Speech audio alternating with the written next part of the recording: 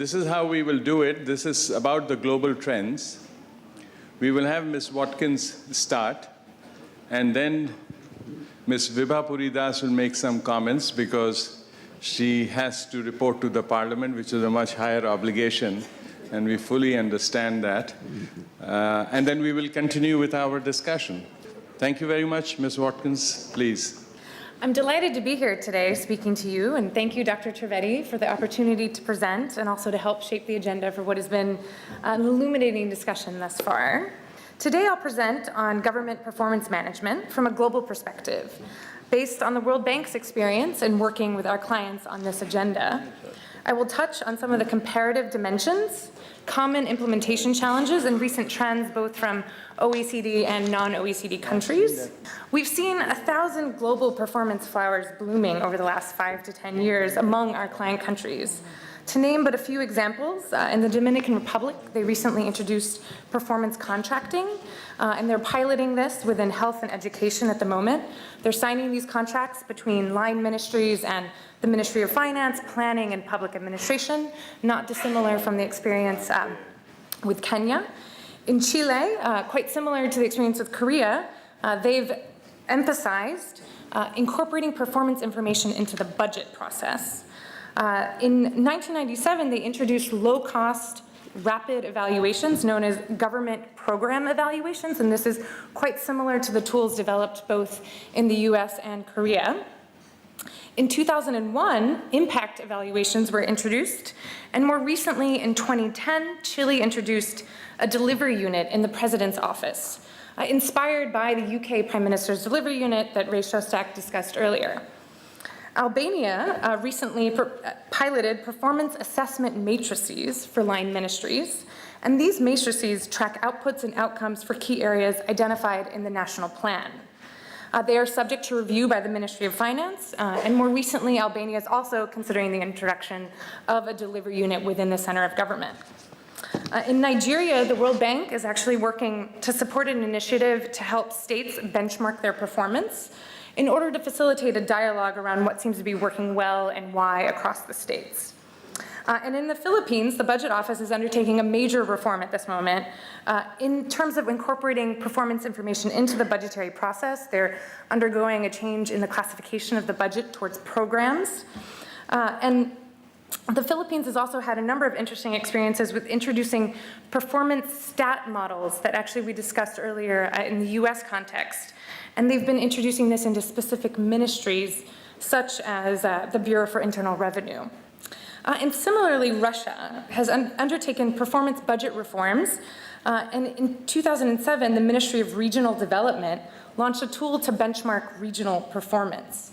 So as you can see from these selected examples, countries are pursuing a variety of performance reforms, driven by a number of different actors in their systems. The variety of terms used to describe these efforts are staggering. Every day we seem to see a new one. So everything from output-based budgeting, outcome budgeting, results-based management, new terms seem to be added daily. In pursuing such reforms, governments use techniques that reflect the various objectives they hope to achieve. These can be broadly categorized into 3 buckets. The first, to learn from. So this is to support primarily internal ministry management discussions. Tools designed for steering and accountability and control, and these are primarily driven by central agencies. And the third, for providing accountability. These often are in terms of reporting to citizens, the media, and external stakeholders. These objectives are not mutually exclusive, but they just reflect the relative emphasis present in any given system. Moreover, countries have developed performance techniques to meet different linkages and accountability arrangements among various actors within the public sector. We often advise countries to focus on the weakest link within these accountability chains in targeting their performance reforms. Examples of this, many of which were touched on by previous sessions, include between the cabinet, presidency, and the legislature. In Uganda, they actually developed something called government performance reports that they use to report to the legislature. And between central executive agencies and ministries, so the UK public service agreements are one example of this, and of course between frontline service providers and citizens, such as the citizen charters used here in India. Performance reforms are introduced in many different situations, where weak accounting and reporting may exist, or in IT-rich, such as Brazil, and IT-poor situations, such as the Solomon Islands. They are frequently introduced with other reforms. Medium-term expenditure frameworks, e-government, budget classification that I mentioned earlier, decentralization. I think Korea did a very good example, provided a very good illustration of how these different reforms can fit together. In general, the introduction of these reforms entails a complex transition from control and compliance to performance and accountability. For many settings in which these are introduced, this entails a significant cultural and institutional change. They take considerable time and supplemental reforms, and I think as Ray mentioned, it's a journey, so there's never really an end or fixed state in introducing these reforms. Many reforms that we've seen around the world have been initiated without addressing very specifically what area of performance is being targeted and who will use this information and how. So we find it actually quite useful to think through the various users here on the left-hand side of the slide, and on the right-hand side, the potential uses of this information in order to disaggregate this concept. So we broadly divide these actors between those such as steerers, such as the presidency and cabinet, and sort of the rowers who are actually doing the performance, such as line ministries. A frequently cited saying in performance management is to let managers manage. And here I focus on the flexibility in managing financial inputs, in terms of the ability to keep efficiency gains or to carry over funds from one year to the next.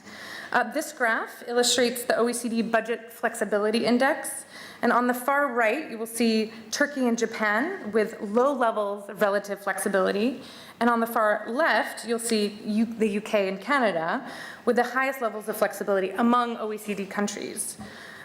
Flexibility in public financial management or in other areas such as HR enable managers to course correct and to actually address key performance problems.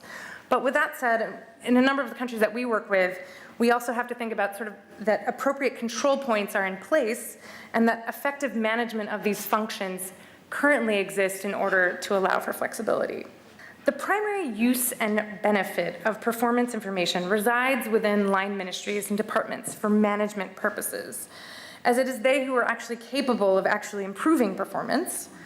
And I like this as a nice illustration because it shows you how actors external to this environment, such as auditors, the media, the legislature, et cetera, all exert pressure for accountability and control. And then we just need to keep in mind, again, sort of the emphasis on who can actually fix and course correct when we understand that there are performance problems. So what happens when performance targets are not met? Data from the OECD Budget Procedures and Practices Survey from 2007 and 2011 suggests that oftentimes there are no consequences, other than perhaps reputational consequences. And on occasion, poor performance is made public. This suggests the difficulties in linking remedial actions tightly with poor performance. So sometimes, as in the case of Korea, an in-depth evaluation is needed. It suggests that a more complex interplay of factors is often at stake. Another frequently introduced performance reform that a number of our speakers have touched on is at the individual or agency level in terms of performance-related pay. The use of these incentives seems to be increasing, but rarely ever represents more than 15% of base pay. There is somewhat mixed evidence on its effectiveness. The World Bank is actually undertaking a large survey on this at the moment. It seems better to work with tasks that are more easily measured or rote, and when a reasonably credible individual performance appraisal system is in place. That said, it can also diminish other motivations for performing well, and thus should not be considered in isolation. So other incentives can be of equal, if not more importance, such as promotion, prestige, reputation. These all play very important roles in incentivizing performance improvement. Turning now to the challenges of implementing such reforms. Many of these were noted in previous sessions, so I won't spend a lot of time going through each of these. But measuring the wrong thing and tying tight incentives, particularly financial incentives, can result in disastrous consequences. And there are two very famous cases here that I highlight, the Thai dentist case, and in the UK, the situation with the ambulances, with a couple of targets there. On a humorous note, in Thailand, we heard the story of a dentist who only did partial fillings in order to maximize payments, so poor customers would leave with cavities half filled. And this was a big issue for them. In the next few slides, I'll just quickly illustrate some of these challenges. The over-collection of performance information by central government is a challenge in a number of countries have faced. And we see a general trend that countries that have had more years of experience in implementing these kinds of reforms tend to actually collect less information at the top and sort of at the center of government. And those that have more recently introduced these systems tend to collect a lot more information. So you'll see Thailand on the far right with over 3,000 indicators that we were documenting in 2010. Centrally managed performance frameworks can also have deleterious consequences on lower tiers of government if efforts are not coordinated. This illustrative case is actually of Thailand, where we did a mapping exercise to illustrate the reporting requirements associated with each of these frameworks. So you'll see that the cabinet was implementing a balanced scorecard, finance, the program assessment rating tool modeled after the one in the US. The civil service had its own HR balanced scorecard. Planning was emphasizing value for money.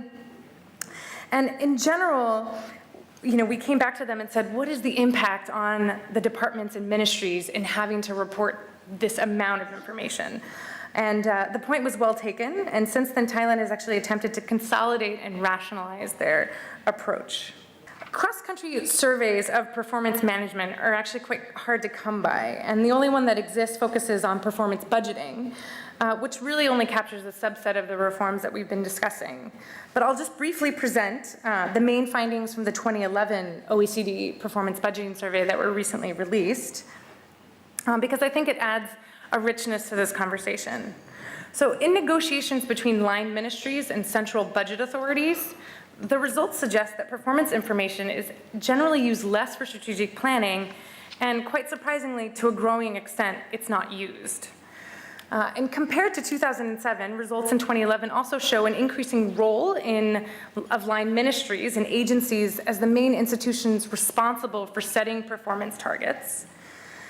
Performance budgeting frameworks are quite abundant in the OECD, but generally they're flexible and not tightly linked with allocation decisions. Performance budgeting is generally a decentralized practice within a central or federal government. And line ministries are all generally using performance information to increase spending and to reduce it, and for strategic planning, and of course within their negotiations with finance. In terms of the top 4 challenges that OECD countries noted in implementing their performance budgeting frameworks, the first was a lack of accurate and timely data. This was an issue that was brought up earlier. The inexistence of a culture of performance, including performance criteria in decision-making, and providing irrelevant performance information, or actually just providing too much information. And in a number of these OECD countries, we also noted that gaming tends to be still somewhat of a challenge, and the fact that the focus on performance actually decreases once the allocations for funds have been allocated. And here I'll just note some recent trends that we're observing in a number of countries that we're working with. Now we're seeing a greater emphasis on the use of performance information by focusing on those management processes. These, for example, the performance stat models that I mentioned earlier. Increased stakeholder involvement in problem solving, policy development, and even performance monitoring. And a good example of this, and actually the picture up there is from Malaysia and the policy labs. We're now seeing more and more of a proliferation of these delivery unit models at the center of government in the efforts to remove barriers and to facilitate action on a select number of priorities. And we also see a general trend in increasing transparency of performance information associated with the open data movement. In Indonesia, we've seen that. In the US, where they launched performance.gov.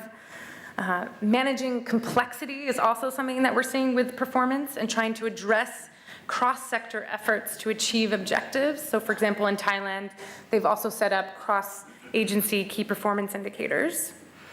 Less of an emphasis on using performance information for central budget decisions, and more agility in performance measurement and getting it closer to politics is sort of a general trend. And increasingly important for a number of the countries that we work with, is the role of statistical agencies in performance collection and validation. And I'll end on just two broader points. And the first is that there's a trade-off between demanding performance information from the center and allowing civil servants to do their day jobs. And this is a great cartoon of a man who's monitoring the worker and the man who's monitoring the monitor and the man who's monitoring the monitor. And I think this was brought up in a number of earlier sessions. Somebody called it a syndrome, one of our discussants. And somebody also mentioned the wonderful book on the Audit Society in the UK. And the second, and my last point, is that the actual impact of any performance system is a function of how much it changes behavior appropriately. And this actually seems to be somewhat inversely correlated with the complexity of the frameworks in place. So with that, I'll end here and welcome a discussion. Thanks. Thank you very much. This is very rich, but Ms. Das, you have the challenge of commenting first. Thank you. I think Ms. Watkins, in her presentation, really emphasized the one point was complex. The complexity of the complex transition, the complexity of many indicators of performance management. And I think I would like to link what I have to say to this issue of the complexity that we are trying to negotiate in this very important task of performance management and through what we know as the result framework system. From the control-driven, input-driven to the performance and accountability regime, I think one other dimension which Professor Anant mentioned in the last session, and that was about the dimension of the political, bureaucratic, and public interface. And I think that is where, in India, when we talk about there's a much discussion about the governance deficit or the governance issues. The extent to which the political manifesto comes across through the outcome indicators into citizen satisfaction, I think that's really the challenge and the complex issue that we need to be addressing ourselves to. And in this, unless we simultaneously look at what you mentioned, Ms. Watkins, at the end of your presentation about the efficacy and the efficiency syndrome. The efficacy, efficiency, accountability on the one hand, which must also find an echo in the equity, access, quality paradigm that we are forever sort of engaged with. And how do we address these issues through our routine line ministry functions? I think that's a challenge that we continue to look at. And thirdly, I'd also like to mention that at this stage of our development at the federal government level, the line ministries, to my mind, have an inadequate bandwidth to deal with. The converged systems of management. I was reading through the Indonesia experience, the UKP4, I suppose this would have been discussed earlier. The fact that the 11 national development goals are being monitored separately and in a converged manner. Perhaps that's something that we need to be looking at, maybe the flagship schemes that we have, and how a converged management model and the result framework looking at that is addressed. Finally, one point which I, especially in my present job, keep coming up with, is that issues like protection, access to justice, access to constitutional safeguards, affirmative action are issues that somehow get left outside the scale and scope of performance indicators. These are cross-cutting issues that must find voice and must find resonance in each performance target of every line ministry. So maybe somehow the complexity that has been referred to maybe add, I'm just suggesting that there is even more complexity that awaits a more comprehensive result framework system. Thank you very much, and my apologies that I'll have to leave. Thank you very much. Ms. Lees-Grant, now the floor is yours. Thank you. Allow me to start by paying my respects to the colleagues on the podium, and if you allow me, I need to make a confession before I start. I'm the head of the United Nations family here in India, and I am standing in front of you completely unqualified to talk about the issues I'm going to be discussing. The organizers of the roundtable, very keen to highlight the extraordinary experience of both New Zealand and Australia as early pioneers of new public management, wanted to make sure that during the course of the discussion, some of the key aspects of their experience were highlighted. And since colleagues were unable to travel from Canberra and from Christchurch to be with us, the UN family has stepped in. That's why I said I needed to confess to you, because I'll be talking about issues that I am becoming familiar with as I give the presentation. What I'd like to do this morning is to highlight three things. First, as I said, some of the key aspects of the experience that both New Zealand and Australia have had, not to give you a comprehensive overview of their performance management systems, but to pull out aspects that are perhaps particularly relevant for our experience in India. I'm also going to take a few moments in both cases and compare some of the key aspects in those two countries with the situation here. And then finally, just on a last slide, to try and cull, just as Joanna has done from global experience, a handful of lessons that we might wish to consider in the case of India. So, New Zealand and Australia have performance management systems which are recognized around the world for their efficiency and their efficacy. New Zealand's system is perhaps best known for the way that public officials are being held accountable for public results. Australia's system is probably best known for the way that states are being held accountable for their contributions to national priorities. If we look more specifically at the New Zealand case, you can see that there are four aspects of their system that are particularly noteworthy.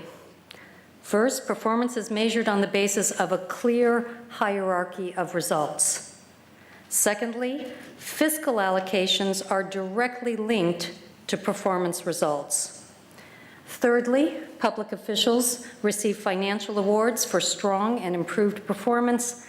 And fourthly, performance data is being fed into the annual planning cycle. In the case of Australia, three very notable features. The federal government, Commonwealth government, is monitoring state performance and delivery of public goods in 6 high-priority sectors, not all of them, 6 of them. The Commonwealth government is basing annual transfers to the states on their assessed performance.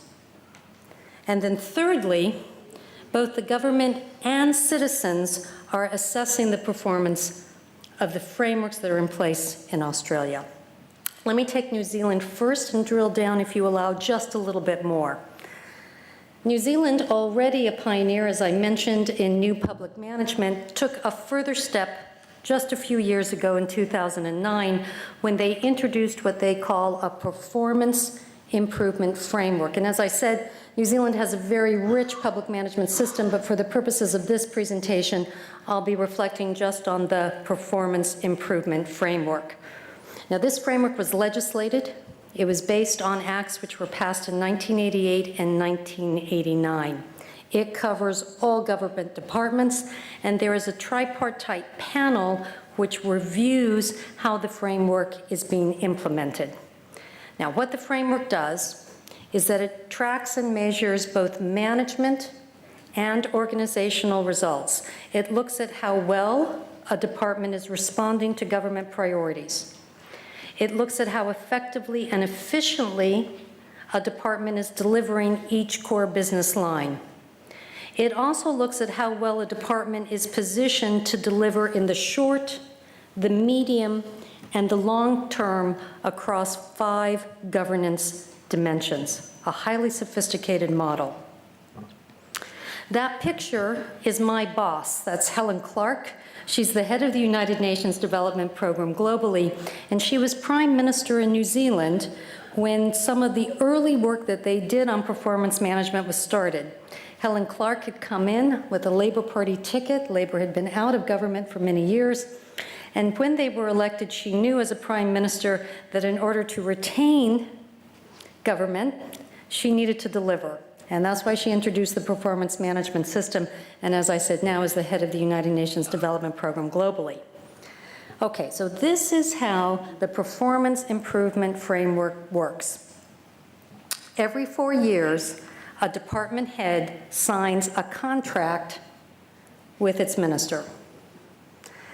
The contract includes 4-year outcomes, intermediate outcomes, and yearly outputs. When we refer to the hierarchy of results, this is what we mean. 4-year outcomes, intermediate outcomes, yearly outputs. In signing the contract, the head of the department is responsible for what the department delivers against the 4-year outcomes, the intermediate outcomes, and the yearly outputs, as well as for what he or she is personally doing. He's held or she responsible for the department as a whole, as well as responsible for their own contributions. This is serious accountability because annual department allocations and the performance bonuses for the head are directly linked to progress on the contract. Each contract is reviewed annually by the tripartite board that we referred to in the previous slide. So in terms of the contract, this is how they're prepared. First of all, a department sets its 4-year-long priority outcomes. This is what each department expects to achieve, their mini 4-year plan. In that, the departments include the support that they will require from other departments and ministries to succeed. So it's not just what that department is doing, but what everyone else has to do so that the department can reach the 4-year objectives it sets. In its annual review, the tripartite panel that I mentioned looks to make sure that the department outcomes are aligned with the government's broad strategic goals. That's a function which the panel plays. That's the first step. Step 2 is the intermediate level. This is where departments set intermediate outcomes that they expect to achieve as milestones during the 4-year period. So if you're trying to reach an outcome in 4 years, what happens at the intermediate level is you identify outcomes that will logically lead you to that 4-year target. Now, who checks the logic of that? It's the tripartite panel. Step 3 is when departments set the immediate annual outputs. And again, it's the tripartite panel that's checking the logical sequence to make sure that the yearly outputs actually are going to help achieve the intermediate outcomes, which are actually going to help achieve the 4-year high-order outcomes. And then step 4 is that a department develops indicators to measure progress against the annual outputs, the intermediate outcomes, and the 4-year outcomes. That's the content of the contract. So when the contract is signed between the department head and the minister, that's what's inside of it. Now, the improvement framework in New Zealand is a very powerful tool that allows ministers to hold department heads fully responsible for the performance of their unit. Unit heads take this very seriously, I'm told. And as soon as a contract is signed, right away, department heads use what they call balanced scorecards to track the contributions of the staff and their team to making sure that the department head's contract is actually fulfilled. You can imagine you're a department head, you sign a contract with the minister, the allocations for your department depend on whether you achieve that, and your own bonus depends upon whether you achieve it. Therefore, making sure that the staff that are under you are performing in the way that you expect becomes a top priority. Balanced scorecards are the way the department heads try and monitor that process. Step 6, each department uses, and this happens twice a year, a report card that tracks results against outputs, intermediate outcomes, and the 4-year outcomes. Now, very interestingly, each report card, and again, they're done twice a year, includes an assessment of whether resources are being used efficiently and effectively to achieve outcomes and outputs. And very interestingly, The report cards identify the capacity and resource gaps that are impacting performance. If you're unable to reach one of your yearly outputs and you identify that in this feedback mechanism, you are then in a position to request from Treasury and from the budgeting mechanism more resources. If you don't include it in your report card, you can't get that funding. Now, this is the slide where we try and compare some of the aspects of the performance improvement framework in New Zealand with the experience in India. So similarly, both frameworks are using performance contracts which are signed by ministers and department heads. Also, both frameworks include in the performance contracts for each department the support that is required from other parts of the government. That's very similar. Here's where there's some difference. In the case of the New Zealand framework, it's being used to determine the amount of the annual performance bonuses given to department heads. This is not yet the case in India. The New Zealand framework is being used to allocate additional resources to high-performing departments. Not yet the case. Also, New Zealand framework specifies the initiatives the department is taking to reach both outputs and outcomes. In India, this is being done at the output level, not yet at the other two levels, the intermediate and four-year outcome level. Shifting now to Australia. In New Zealand, it was 2009 when this new framework was introduced. In the case of Australia, it was a year earlier in 2008. And they introduced a model for what they refer to as intergovernmental transfers, how they move money from the Commonwealth or central government to the states. Now, they used two mechanisms under the intergovernmental agreement. This is what's signed in 2008. One is what they call a national agreement that focuses on sectoral priorities. The second is a national partnership agreement which focuses on projects. So national agreements are on sectors and national partnerships are on specific projects. Let me take the first one, a national agreement. This is used to define the outcomes and outputs that a state is expected to achieve in support of Commonwealth priority objectives in 6 sectors. So the Commonwealth says, these are our top priorities in education, health, skill building, disability, housing, and Indigenous relations. It then says to the states, we're going to enter into an agreement and you're going to tell us as a state what you will be doing through outputs and outcomes to achieve our national priorities.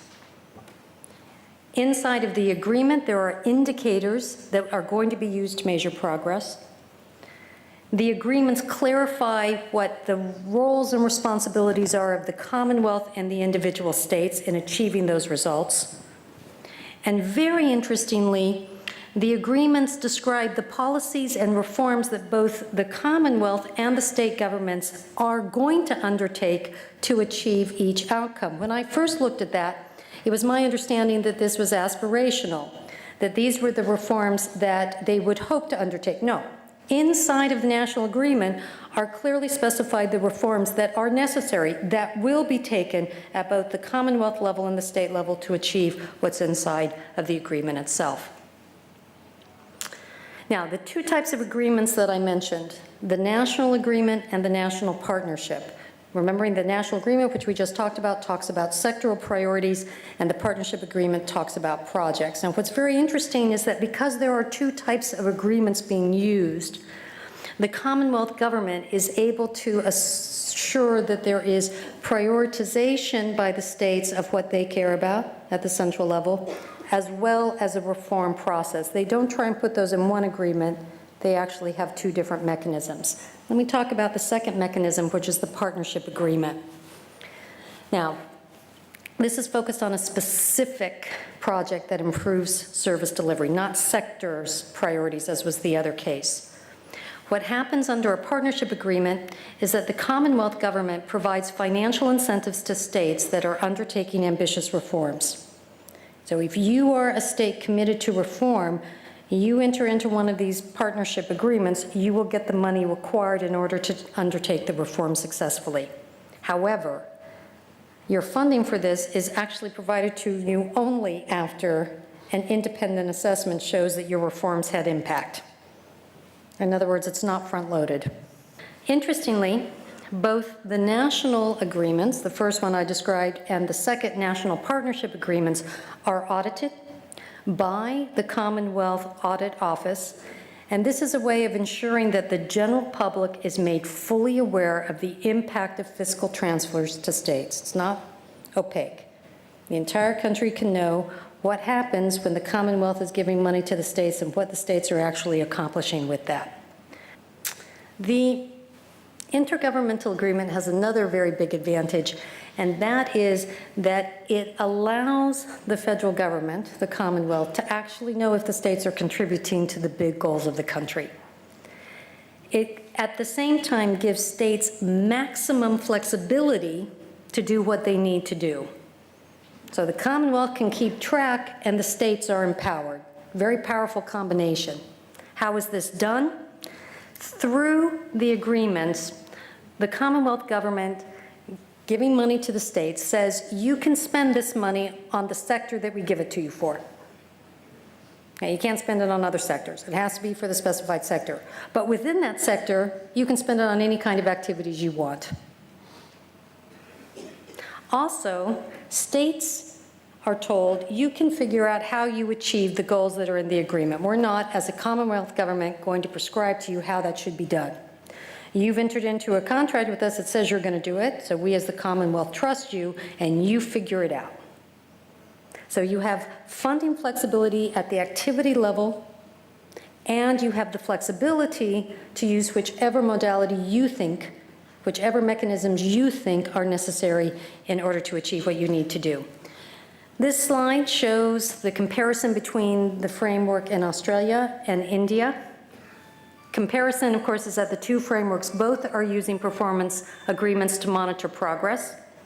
Australia is monitoring progress at the state level against national priorities, and here's an important difference with India, because India is monitoring at the progress at the state level against state priorities. And it is an important distinction. In India, they're monitoring state progress against state priorities. In Australia, state progress against national priorities. Australia's intergovernmental agreement goes further in providing financial resources to states that are prepared to undertake ambitious reforms. If you are a proactive state ready to do the tough business of reforming, in the case of Australia, the Commonwealth government is right behind you and gives you the money that's necessary. In India, that's not yet the case. As I mentioned at the beginning of my discussion, the Australian framework is a very rich framework. It's not just the intergovernmental agreement, it's a whole system. These last bullets refer to the whole system. So the whole Australian public performance management system monitors performance at individual, team, and organizational levels, which are set annually. The difference with India is that performance is being monitored at the level of the department head. So you can see in the case of Australia, you're monitoring across a variety of organizational levels, not yet so in India.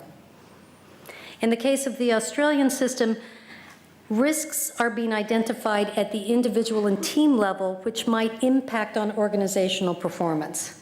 If your organizational performance is at risk because of how the team is working or the individuals are working in Australia, that's identified and mitigating measures are taken.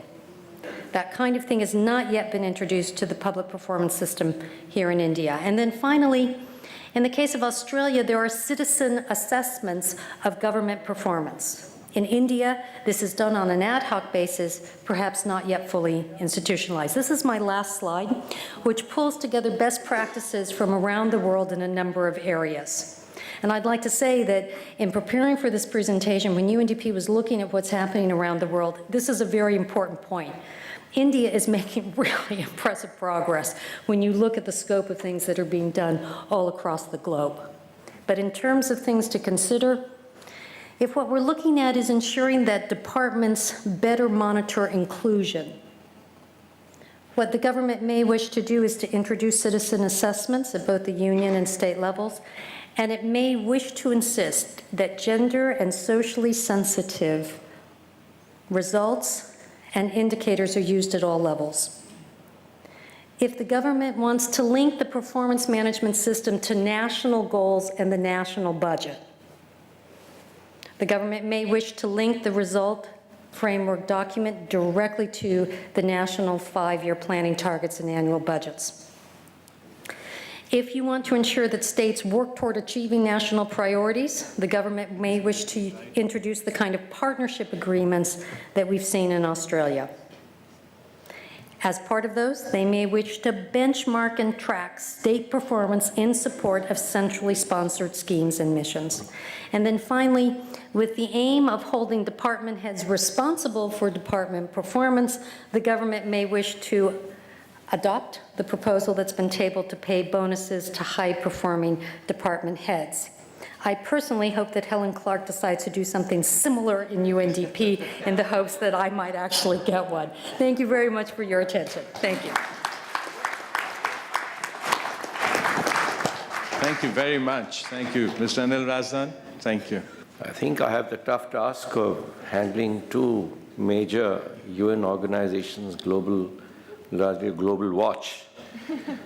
But I mean, knowing this background, I know she has a military background, but a peacekeeping one, so I'll keep to that. I think, this session we thought that we'll try and see what lessons we in India can glean from the last 2 days of discussions, and probably focusing on this session and going on to the next. So why do we want to improve performance management? I'd say better delivery, better citizen satisfaction, and better management and deployment of resources. Well, I think the emphasis has to be, it's quite clear from these two presentations and also on the earlier ones, the focus should be on delivery and customer satisfaction. And performance management should not become a mere exercise for bureaucratic and procedure expansion, which I must confess we have probably been doing to a lot of such monitoring schemes. The emphasis more on monitoring. Been a part of bureaucracy, and I think bureaucracy has a natural proclivity initially to oppose change, which one of our secretaries said yesterday also. And when that does not work, you resort to gaming. Now gaming, I thought I came across a good expression for gaming, that gaming has been usefully defined as a reactive subversion, such as hitting the target and missing the point, or reducing performance where targets do not apply. And I think it is, in India, if we are practicing it, we're not in bad company, because the OECD has identified this as the greatest challenge, which only shows the degree of maturity of the bureaucracy. But gaming will prove less worthwhile, I think, in my view, where output data is moderated by other forms of information like client satisfaction, qualitative evaluation, and cost-benefit analysis. I think these are areas where we need to focus on, and this, I think, the best country results that have come out, whether it is UK or it is Australia, New Zealand, or Kenya, or South Africa. This is where I think it's working. Now, how do you set challenging targets versus soft targets? This, I think, for any negotiation committee, that is a huge task. But I think keeping, we'll come to that a little later, a 4-year perspective or a 5-year perspective in our case, but effectively, I think willy-nilly it will be a 4-year perspective, because when any political government comes in, maybe 1 year is lost in the formulation stages. So we have to have, I think, what was just presented, a progressive plan. But government, you see, in some areas is progressively walking out or being made to walk out and hand over to regulators. Just as a problem child is handed over to a care home or sent to a school or to a hostel school. But regulators in our country have tended to become more like judiciary and the highest judiciary. But actually they are governing today. They are the ones who are responsible for the sectors. So I think it was in Kenya probably, that there was an interesting suggestion that where governance function has moved to regulators, why not involve regulators also at the negotiation level and possibly at the evaluation stage also? Because so that the whole signaling is clear.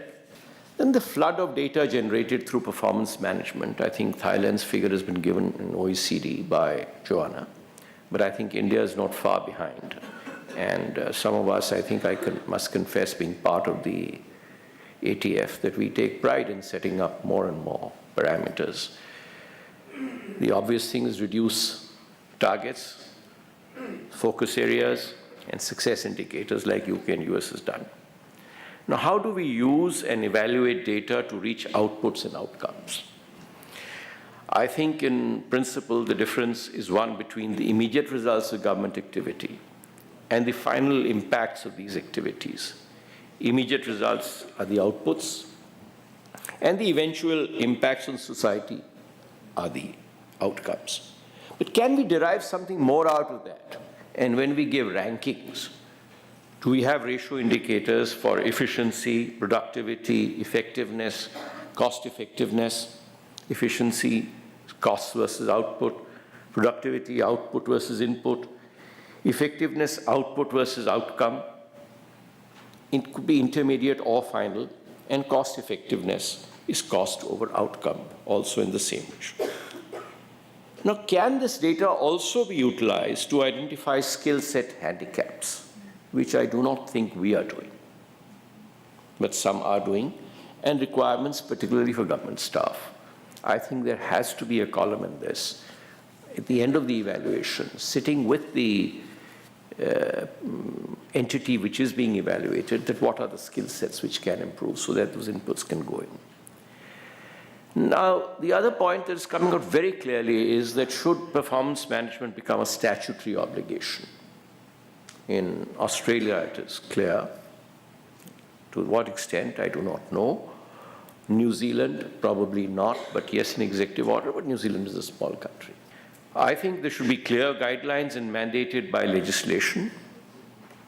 And I think the other issue is that are all ministries and departments covered under performance management, or are there any exceptions?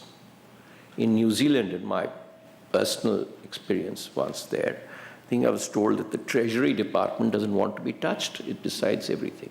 But here, do we include the Prime Minister's office also, the Cabinet Secretariat, as well as the Finance Ministry? Let it be overall. You may decide what to make public, what not to make public. But I think evaluation has to be done. Then you see this one-year exercise of setting a target. I think this has to be abandoned. It's very clear from these presentations, and I think very well carried out, that long-term goals versus short-term or frequent political shifts or stances. I think 4-year, as we mentioned, is good. 4-year outcomes. New Zealand, I think, comes out with a perfect example from Lise's presentation. Intermediate outcomes and yearly outputs. So that intermediate, maybe 2 years, you should be able to measure some impacts. And ultimately, at 4-year, you should come out with a report card. Maybe the World Bank and the UNDP could also play such prescriptive roles in the form of systems. That's one way of influencing government decision-making. Now, effective performance monitoring. Performance monitoring, I would say even performance management. We need to, over these 2 days, I think I'm getting a feeling that you need a national plan, you need a state plan, you need a local body plan, and possibly a village one also. And all these must integrate, and a sigma should come out in the national plan and priorities. Unless this is done, we're working at cross purposes. And I think one of Joanna's slides, which I thought she may not display, but she did display just to show that you just do not know what line is crossing where and who is influencing whom or obstructing whom. So political ownership of the RFTs, I think, is another issue which is extremely important. time has come, if we want this to be an effective instrument, that the ministers and the cabinet must adopt it. And I think maybe get your reaction to this. Flexibility. I think, yes, do not tell people how to do it, but what is to be attained. I think UK has been pretty successful in that. Incentives. We've introduced that in MOU system. I plead guilty as being one of the architects. But I think that leads to setting softer targets also. There has to be a limit to incentives that you want to show, not double your salary or 3 times your salary, because that will bring back gaming again. You'll turn them into bureaucrats also. Then the results of non-performance. I think, although Dr. Trivedi doesn't agree with me, but I think there have to be some visible action on non-performance. Although again, the OECD data shows that there is no effect, virtually, that is the highest indicator, no effect of non-performance on the bureaucracy or on the system. Now, how do you measure quality? Should you look at outcomes or impacts? I think that seems to be the only measure. I have not been able to come across any other measure from these or earlier presentations. A very interesting point came out, I think, of South Africa and probably in Australia also, that should the Office of the Auditor General have a role in independent monitoring of compliance and performance information. In India, I don't think the CAG would take very much time in taking the cue. But yes, why not? Instead of only doing accounting and a process audit, let's do an outcome audit in that sense. I think, and finally, the Australian example of a national agreement in case of a federal system, I think is a very eminent one, but it needs to be certainly fine-tuned and made much more refined in the Indian context. And if you have any suggestions to us for India, I'd be grateful. Thank you very much. Thank you very much. I think there are a few points. Let me add my own reaction to this, and then maybe a few points from the floor. One is that, and each time I listen, I mean, there were 2 different kinds of presentation. One was very focused on Australia and New Zealand, so it's really a country presentation which generalized lessons for the rest of the world, because those are considered to be practices at the cutting edge. I mean, when you, as I mentioned, when you say new public management, it started with New Zealand. So what New Zealand does is of interest globally. In fact, most countries, Bill Clinton, in fact, claimed when he set up his National Performance Review that it was driven by the experience of New Zealand itself. So they have acknowledged that, and most countries do. Many countries say that we always look to New Zealand and Australia. So to that extent, it is indeed a global trendsetter, and so the experience has to be taken seriously. Ms. Watkins, of course, gave a wonderful summary of what is happening, but her first slide remained till the end, in my mind, let the 1,000 flowers bloom. To me, I think that as having worked as advisor and to the governments, we need to really think in this roundtable, and this may not be the final session where we come to the conclusion, that this was the problem. And I also, at some point, I must confess, worked for the World Bank and governance and all that. When we went and met the ministers, and they said, okay, you want us to improve governance, what do I do? And you know, they have a very short focus, 5-10 minutes. And you say, sir, and Mr. Kaufman had a governance index in the World Bank, which had like 148 indices. He said, what are you telling me? I mean, you know, 148 things. If I do this, of course my country will be developed. I mean, that's like a development agenda, not a governance agenda. You do this, there's 148 things. So that's why I believe, in fact, the World Bank has abandoned that index, because it wasn't useful. Because, you know, when you say you do all these things and everything is... Similarly, when you have a long list of things, whatever you do, someone can come and say, but you're not doing that. So we must establish a hierarchy of things. Look, don't do these things unless you have done these things, otherwise it makes no sense. Don't do like we say about prioritization, that if you ask someone to do 15 things, that person may choose the easiest of the 3 things and not do the tough things. And therefore, so how do you judge? I think we need to prioritize, and maybe together we should brainstorm on what is emerging as the key features of a government performance management, that if you have not done 1, 2, 3, don't bother about the 20 things that you're doing. I'm doing this, I'm doing that. I mean, that's all activity, but the real thing you haven't done. What's that? I'm not going to answer in this session, but the thought came looking at your presentation, because if we were to make this to our Prime Minister or someone, and they would come out and say, all right, time for lunch. Because they won't know what really am I supposed to do. Everything works. Should I just pick and choose the things which are convenient, and I just sort of say that I'll do these things because they're doable, not because they're desirable. So I think we need to sort of say, all right, all these things are doable, but which are the most desirable, intermediate, and the less. And then we set up some guidelines for, I must acknowledge, we have our friends from Pakistan here, from the state of Pakhtunkhwa state. The ministers are there. They would be listening, and I wonder what they would be thinking, that what do we do? Everything is possible. You got to really focus. So we need to, and in the things, I think Mr. Razdan sort of focused on a few things. But I would say a few things that are emerging to me, and we need to think, and I'll leave it as a thought more than anything else at this stage, is that what Mr. Prasateo also said, that, systems versus emergency approaches. In emergency, a lot of things can be done and should be done. And you should not sort of give someone multivitamin who's bleeding.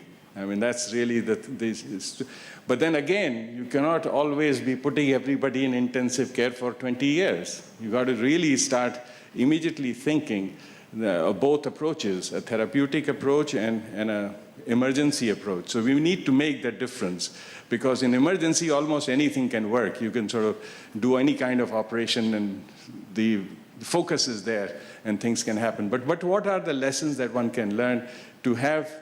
And I'm sure Mr. Prasateo himself acknowledged that there's a transition. They've already come a long way. They'll, of course, be considered a very stable country, and it was news to me, but I think is doing very well.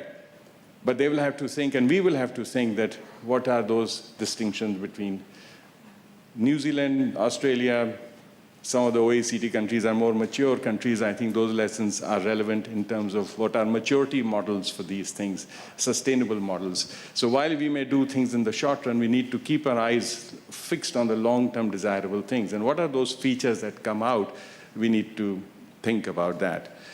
Second, of course, is on each one of them, citizens' role is becoming important, how it has to be figured in. If you don't figure in, I think, things will not work. The connection with the political leadership is very important. I think it's completely fair to say that anything which is supply-driven will never work anywhere. I mean, you can do, and I know of a lot of countries where monitoring and evaluation is done because it's just supply-driven, or it's donor-driven more than supply-driven, because there's money for monitoring and evaluation. You get some consultants, you say, great. They give a great lecture on the types of indicators. You go berserk. You produce a huge set of indicators. The project is declared a success because you've got a lot of indicators. But that's it. That's it. Perfect operation, the patient remains dead. So we really need to focus. I think there is no substitute. And, countries may say what, and I have been around a huge number of years in this business. There is no substitute to coming to a conclusion. We cannot do any business anywhere, whether it is school, college, without coming to a conclusion. There's good, bad, or ugly. The rest is a matter of details. Why it's good, bad, or ugly, you can have an explanation. But you need to come and to say that, sir, you are delivering or not delivering, or you're performing or not performing. But we cannot sort of have that You're performing in a little bit of 3 programs you're doing successfully, but what about the rest of the programs? Are you doing that or not? So you have to have a comprehensive view. You have to come to this conclusion, however hard it is. So let's acknowledge that. Let's not say that there is another way of doing it, because I do not know of any other way other than giving a clear message that you're not making it. If that message is not coming through a performance management system, then you just cannot manage. As managers, we know that if you cannot give that message to a person, then you're making no difference between a person who's doing it or not. You're saying everything is. That works for a short while, and it can work. But in a long, sustained fashion, systems have to really give the message that, look, you're not just making it. I'm sorry, you're not doing it. And that it should be defensible. It should be that the person agreed to that, and you came to the conclusion, and then you can make a change. So I think we have to identify some. We'll discuss this. We have a session on wrap-up. We have Canada coming up. We have Mr. Hennis is going to comment on some of these features, but I'm just raising it so that as a substitute, since we are going to miss lunch, this is good food for thought. I will stop here because I have a long list. I think the last thing I will mention, and it hasn't been discussed, it's not, and I was talking to Mr. Douglas from Canada. In Alberta, I had gone to a conference on the Supreme Audit Institutions, which is the CAG, all the CAGs of the various countries. And it seems in India too, Mr. Razdan, they spend 50% of the budget of CAG, the Controller and Auditor General in India, goes into something called performance audit. So obviously the word performance gets me excited at least. I asked them, asked the CAG, since I knew him, how do you do it? Because the way, and I'll show you a slide later, performance audit is really the counterpart of financial audit. In short, financial audit means that someone has a financial statement, the auditor comes and says, I assure you that this represents the reality in a fair way. It's a fair representation of what is going on. That if you say, I'm making profit, the auditor says, yeah, this guy is actually making profit. I've looked at it following the general accounting practice. This is a fair statement. When you do a performance audit, this is the problem of the Auditor General in India and many other Auditor Generals. What do? They go, at least in our case, there is no performance statement. So what do you audit? When you don't have a performance statement, what do you audit? What the Auditor Generals then do, and I'm talking about 50% of the budget going into this area, so it's not like 5% we could ignore. So if you don't have a performance audit, a performance statement, what do you audit? Well, in our case, and I think in most auditors, then they create a performance statement. They say, you should have been doing, the ministry such and such should have been doing this, and then come to the conclusion, then you didn't do it, and therefore we audit and say you're bad. So in other words, it's like a financial auditor going to a company where they have no accounts. You say, all right, I'll make the accounts for you. Then the auditor makes the accounts and comes to the conclusion, no, you're making a loss. So there's a conflict of interest. In the auditing function, someone must prepare, you must audit, not make it for you. And what is happening in most supreme audit institutions around the world is that they go, at least in India we know, and most of the problems of the government are from there, by self-created accounts being audited. The auditors are creating the accounts and auditing them also. And therefore, the governments get really nervous. But the solution is, and as the Auditor General himself agreed, is not that you sort of say that's wrong. He said, if you don't have a performance statement, then what do? I have a constitutional mandate to do a performance audit. So nature does not like vacuum. If the governments do not create good performance statements, then someone will do it for you. Either the public will do it, the auditor will do it, and they will do it in a manner that suits them, not the way the government would like it to be. So I think there's a lesson for us in that, and there's a close connection. So it's not a very far-fetched idea. I think the fact that it is being audited in Australia, etc., is best practice. That is how it should be, because they have a performance statement. When you have an agreement, that's a performance statement. I'm going to do this, this, this. So now the auditor can come and say, all right, I'm going to audit that. So I think it's a necessary condition for auditing that you must have a performance statement. If you didn't have the statement, you cannot do the audit. I'll leave that. We'll think about it. Mr. Raza, you want to say something? All right. Okay. So, yes? Pick up on just 2 points. So just to pick up on 2 points that you made. One, in terms of the value judgment. And I agree with you that you do need to come out with a sort of a definitive assessment of good performance versus not good performance. But at the same time, that has to lead to some action, so that if it's not good performance, that it leads to a conversation and leads to a management discussion in terms of building capabilities, or do you need additional resources, or do we need to talk to the next department in order to engage them in that conversation, so that it's just sort of the starting point. Sort of the value judgment then leads you into a longer conversation. And then a second point I wanted to pick up on was the role of citizens in performance monitoring. And I mean, I think the presentation on UKP4 was really interesting in involving citizens in the monitoring of very, very specific projects and programs and activities. But you can only do that if you have a very sort of narrowed approach. Because, you know, obviously you can't really engage citizens in monitoring all of the RFDs, for example. So it works, but at a very sort of tailored level, particularly at the federal, the national level. And then at the subnational level, I actually think there's a lot more opportunity to engage citizens in that discussion. So either the state or in local governments where you can do citizen surveys, you can even nowadays get feedback from citizens in terms of what they think you should be monitoring, sort of as government officials, you know, how should we measure our progress? And that's a question that you can actually put out to citizens these days. And with technology, it makes it so much easier. But again, I think we need a very tailored approach in thinking about citizen monitoring.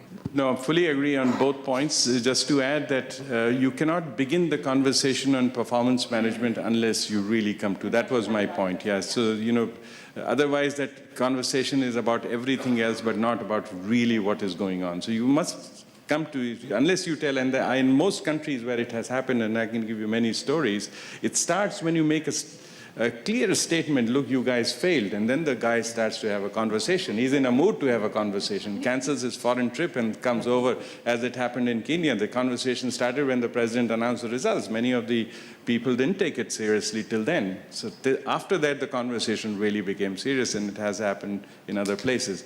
You're right. And the second point about citizen monitoring, but I like Mr. Prasatheo's, I'm going to carry that voice versus noise is really the key point. And I think you can always get the voice at any level. It need not be project. You could also, so long as you define and you have a good methodology and you're asking the right questions from the citizen, they'll give you the right answer. The issue is, don't just ask them what do you think. You have to be very, very focused, and then you will get the voice. But if you ask a very generic question, you may get noise. And I think that was the message. But I think you can do it at every level, not just very specific. After all, we know from the voice that we knew that this present government is not coming back, and it was right. I mean, most people predicted that through surveys.